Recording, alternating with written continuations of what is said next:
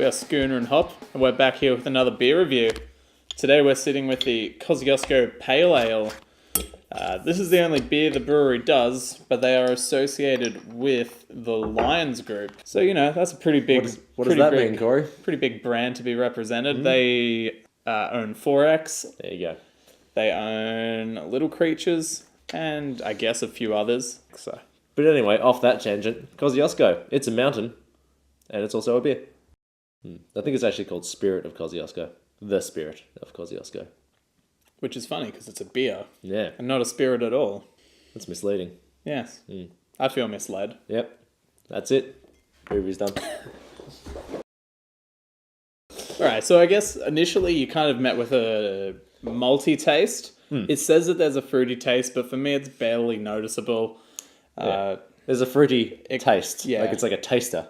Yeah. Yeah, that's about it. I kind of noticed as it warmed up a bit that I kind of got a bit of a citrusy flavour to it.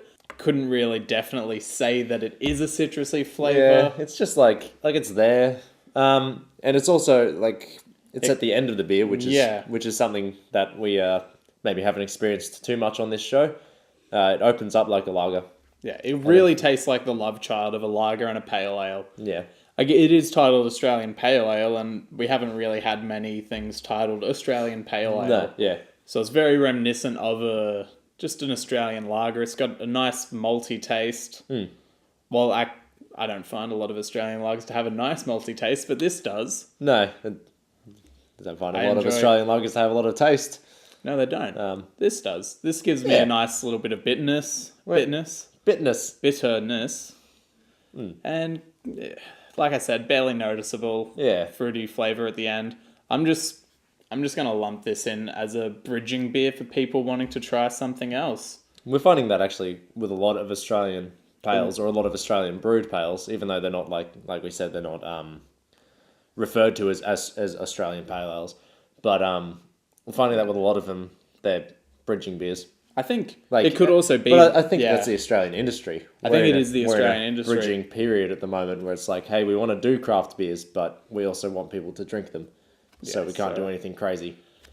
I know there's a lot of people doing some crazy stuff, and I'm all about that. Yeah, we're keen for the craziness.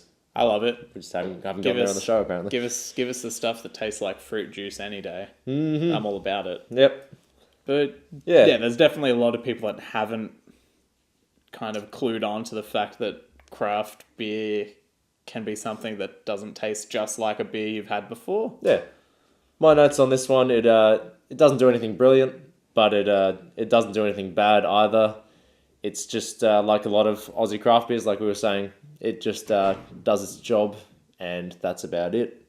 Like, it doesn't try to do anything outlandish, which is... or Highlandish. Or Highlandish, yeah.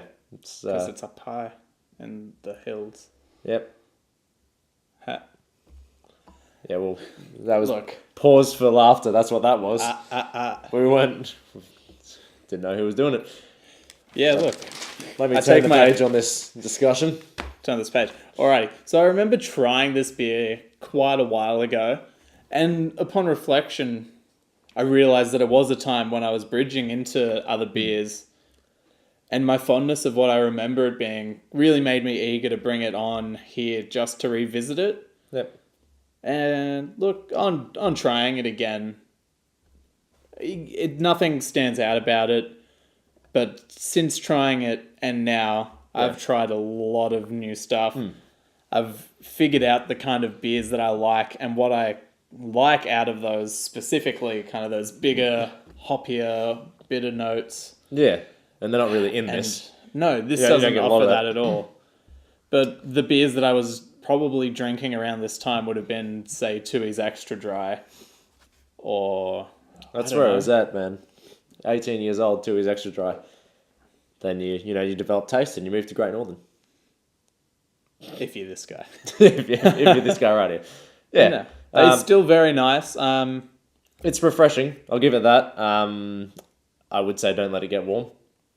Because I would say it's not too bad. But generally... For me, when it got warm, I got a bit more of a citrus bitterness out of it. Yeah, you did say that earlier. Which I enjoyed. Yeah, I didn't. But I could imagine a lot of people not enjoying that kind of thing. Yeah, I'm one of those lot of people. that doesn't enjoy it. I do like the label. It reminds me of Switzerland. But if that's your highest point on your beer, that's maybe not a good thing. Yeah. For me, it is, because Switzerland's great. You should totally go there. Love that country. It's just nice to try a pale ale, even though it's not super crafty. I would It rate starts this. like a normal beer Yeah. and then ends on a note that isn't a normal beer. I'd rate it as fine. It is certainly... That's what I'd say. Not fine with a capital F. Yeah. It's just like, yeah, It's certainly it's adequate. fine. Yeah, adequate. Adequate. Adequate's a better way to put it. That was a race, and I won. He's still going. We literally had to move one thing. That took you a long time. Is that I did. Right? You're right. Hey. You good? I'm good. Mate, you're being more bitter than this beer right now. Well, it's not a very bitter beer, so. So I think it's pretty clear that we enjoyed this more than last week's mismatch of flavors and textures. The mismatch session ale. We're never trying soap on the show again. That was rough. Keep going, mismatch. Don't let one internet opinion screw you over. Or two, yeah. But, we are professional beer reviewers. Self-proclaimed. Proclaimed professional You beer didn't need to add reviewers. that. It's fine. Everyone knew that. Yeah, it's kind of a part of Yeah. what we say we are. So yeah, it's pretty clear that It's it wasn't going to take much to beat that. It's either fourth or second last, depending on what you want to say. It's at least in our top 5. Yeah. You know what? Good on you For season Kosciuszko. 2. Top 5 season 2. What an effort. Mismatch. You're top 5 season 2 as well. So, now a question. So, if we're having this at a pub, Ooh, hypotheticals. My favorite. hypotheticals. This is it. This is the true science of the episode. If you're in a pub and you've got multiple beers on offer, and you've started on this one, would you get up and go get another round of Kosciuszko? I reckon if it was Just a hypothetical regular Australian. I'm going to premise this hypothetical Oh. in it's a warm Sunday Okay. with friends around a table. Yeah, Okay, warm sure. Sunday, friends around the table. You'd get another round of this Sure. in a general Australian pub. There'd be no other beers that you would see. Say general Australian pub. I mean, if this is on tap, you're gonna have Northerns and your Golds. Probably suffers from being a more commercial craft. I know that's a thing a lot of people could care about. Me, I just want to try a beer that tastes good. If Yeah. it comes from somewhere commercial, that's fine. If it doesn't, that's also fine. So that's a yes. That's a yes. Everything is fine. There we go. But yeah, I would You give go it. for An, another I'd one. give it another go. Yeah.